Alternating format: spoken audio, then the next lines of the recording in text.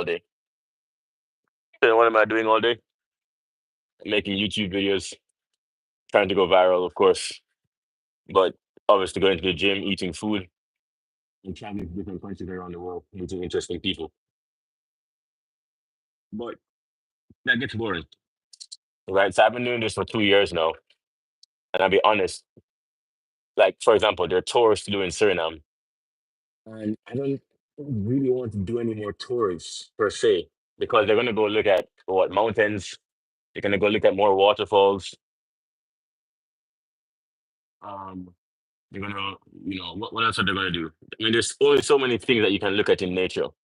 And if I've been to the Amazon once, then I've seen the Amazon, right? Obviously, I haven't seen the entire thing, but unless you're into that kind of stuff, like if you're into biology or ecological stuff, then that makes sense to go do repeatedly.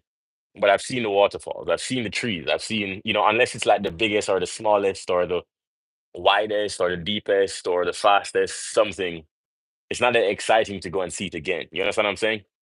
So then there's only so many times that you can go and say, all right, I'm going to keep traveling and going to keep seeing new things because there's not that many one of a kind things to see in the world. Let me explain what I mean. It's like yes, it's slightly different, but like the Grand Canyon, right? There's nothing like that in the world, right? Um, Niagara Falls, Iguazu Falls. These are like one of a kind things. It's like there's one of that. It's that big. You have to go there to see it. There's nothing else like it. New York City. There's nothing else like New York City in the world. You have to go and see New York City for yourself. But once you go and see New York City once or twice, or maybe three times, it loses its appeal after a while. Because first of all, New York City smells, right? And the more that you see these one of a kind things, they lose their appeal. I'll give you another example. I went to Rio. Right, Rio, wonderful beach. Right, people are there. They're playing basketball. Not basketball. They're playing football on the beach. They're doing keep up, and there's parties. And I stayed there. I stayed in Rio. How long was I in Rio? I stayed in Rio for 10 days doing carnival. So it was fun. It was a party every single night. But after a while, it's like once you walk around 10 days straight and you're seeing everything and you meet the same people, it's like how long do you really want to do that? You know what I'm saying? It's not that fulfilling to just go and do parties every single day. I've got to be honest with you. This is some of the reasons I regret retiring early. And I feel like my fulfillment now comes from like doing YouTube, right? Because I see the channel growth and I talk to interesting people. What's up, Jaylee? You see what I'm saying? I don't know where Jaylee's watching from right now, but you could be watching from anywhere across the world.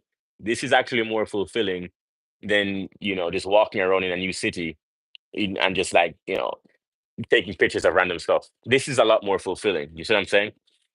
And so, who's that? Mateus? How you doing, Mateus? Good to see you, my friend.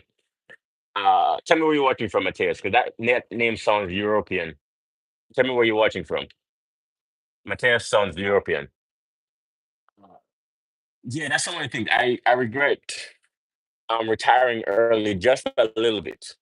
No, that doesn't mean I'm not doing anything. My plan is to grow the YouTube, obviously, and give more scholarships away. But then after, in maybe 6 years or so, maybe 4 years, what I actually want to do is that I want to start doing stand-up comedy.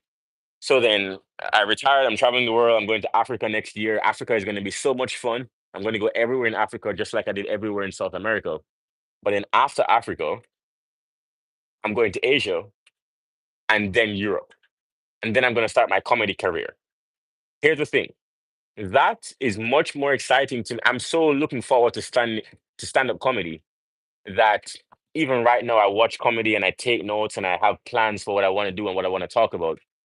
And even I've started writing some jokes down. But my point to you is that doing nothing is not exciting.